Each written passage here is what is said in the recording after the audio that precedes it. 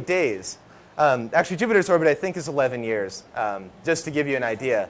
11.5. Okay, cool, something like that. Anyway, so yeah, these planets orbit in days, literally days. 1, 2, 3 days, exactly, like an Earth day. Their day is actually, their year, because they're gravitationally bound to their star, like the Moon is to the Earth, because they're that close.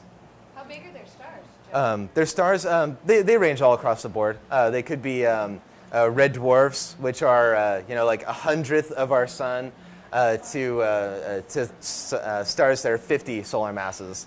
It's just all across the board. Yeah, so those were the first ones discovered. But obviously, it's easy to see why. If they're really, really massive, they're really big, and they're really close, it's going to be really easy to identify them. You get several passes, and then you know for sure that it's a star. Or, I'm sorry, a planet.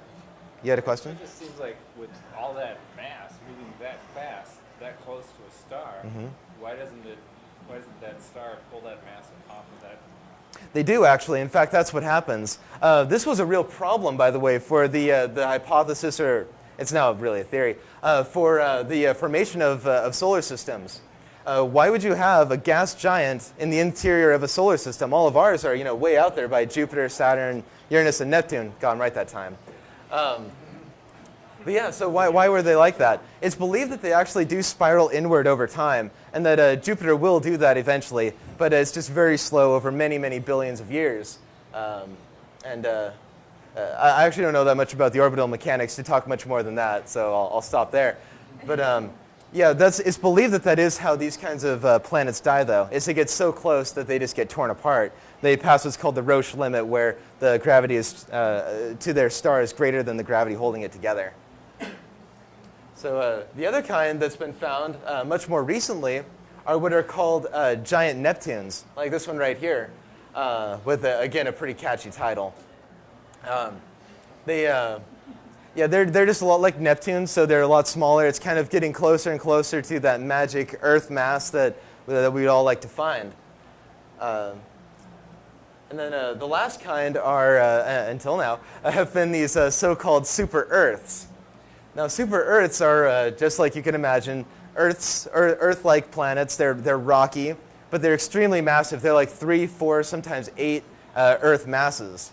So they're extremely massive compared to the Earth. And they have atmospheres? Most likely, I'd imagine. Most people would think, yeah. So how do you discover them? How do you look for them now that we know what they are? Well, there's the radial velocity method, which is the most common. It's the most successful. It's discovered the most, once again, until now. And then followed by the transit method, which I'll talk about, which is the second most until now. And then there's microlensing and direct imaging. Those are the most common. There are a few others that work, but I won't go into much detail about them. So radial velocity is basically the Doppler shift, or kind of like it, using light. And what it is I'll use the common analogy. You know when a train goes by, it goes like that? Yeah. Thank you. So I've been practicing that one. Basically what's happening is as the train is coming toward you, its sound waves are getting shorter and shorter because the train is getting closer as it emits the sound. So its wavelengths are much shorter, so it has a higher pitch. Then as it passes you, its wavelengths are getting longer because it's farther away as it emits the next wavelength, or a wave of sound. So it has a lower tone. It's the same thing in light. However, if you know the electromagnetic spectrum, really long wavelengths of light are the red and the short ones are the blue. So when an object in space is coming toward you, its light will be what we call blue shifted, whereas if it's moving away from you, it's red shifted. So that's the Doppler shift due to the wobble of the star. So why does the star do that? You can't see the planet most of the time. So you can only see the star. And stars are just so much brighter than planets. I mean, planets don't really emit their own light anyway, right? It's just reflected like the moon. It's sunlight reflected off the moon. It's the same idea for planets around other stars. So you're actually measuring the light coming from the star. So the reason that the star wobbles like that, moves toward you and away from you around a point, is because imagine that you're swinging a rope around with a heavy weight on it, right? You have to kind of lean back a little bit because the rope is kind of pulling on you. It's pulling you forward. So you kind of have to wobble. So imagine that like my head is the sun and the weight is the planet. It's kind of, my head's going around an area. So that's kind of why that happens. So this has been the most successful. It's the easiest to detect. Until now. The other one, the other one that is now the most common, which I'll get to, is transits. And this is the one that we can do, just you and I. We can go out, get a telescope. Oh, go ahead. So on the previous one, Yeah. since a lot of the stars are either moving towards or away from us, most of them are moving away from us, I think. And so isn't every star going to have some sort of red shift in it? Yes, exactly. And you do have to account for that. And there are ways to do that.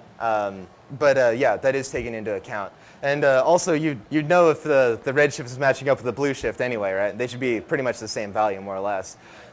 Question, what happens if you're the observer and the planet's orbiting its star like this relative to you? It's not going to work, yeah. So we're just out of luck for those. But fortunately, there are enough planets that it's all good to measure them with those. So a transit is just like the picture shows. It's when a planet orbiting a distant star comes directly between us and the star. Now, that means the disk of the star. You know the sun, like when you look at pictures of it, it has a nice disk to it. Also to other stars, obviously. So the planet has to come right between us and that star. This is a really chance event. But once again, there are just so many planets out there. It seems like so many stars have them that there's just a high enough probability that that's going to occur. And especially if you consider that the planet is really close to its star, having days-long orbits. So you can imagine that if it has a really short orbit, it can have a much higher inclination. It could be transiting up here or down here, and it'd be more likely that you would see it. But basically, all you do is measure the brightness of the star versus time, which is what this curve here shows. And as the planet passes in front of the star, the light from the star is blocked out. So the star gets dimmer. Voila, you've found yourself a planet. I have a chapter in this book right here on a project that I did using an exoplanet, or researching an exoplanet. So it's really just stuff that we can do with a small telescope. You only need one that's a few inches wide and a nice camera, and you can do it yourself. So the benefits of transits. Transits are, in a way, the best way to discover planets, especially now. But it's because you can derive the planet's radius from transits and no other way. There's no other way to get the planet's radius unless you directly imaged it, which doesn't really work too well, which I'll get to in a minute. You can determine the atmospheric composition of the planet using the spectra, using the absorption spectra of the light from the star passing through the atmosphere of the planet. And also the amount of infrared dimming tells us the planet's temperature. I'm not going to go into much detail about that because I don't really understand the physics well enough to go into it.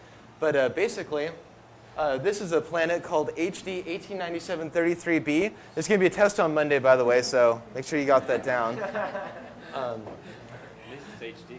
Yeah, exactly, just HD. This is a planet that has been imaged in HD, we could say. This is actually the first map ever generated of another planet, or of a planet in another solar system, or stellar system. Solar system now. Yeah, exactly. It's not a solar system, it's a stellar system. Pardon me. I often say solar system. But yeah, basically, this is actually just the temperature across the surface of the planet. And so obviously the bright spot is the one that's facing the star, and then it gets cooler around to the other side. The winds moving around the planet actually do kind of move that hot spot around a little bit. But basically, that's the way it works. And I actually got to research this planet myself at an observatory. The problem was we had a bad detector, so I was kind of out of luck. But it happens. So the third method that's really common, or that's fairly common, is microlensing. Now, microlensing is a phenomenon that was predicted by Einstein's theory of general relativity, where the light coming from a distant star would be bent around objects, would be gravitationally bent by objects that are closer to us. So what happens is if you have a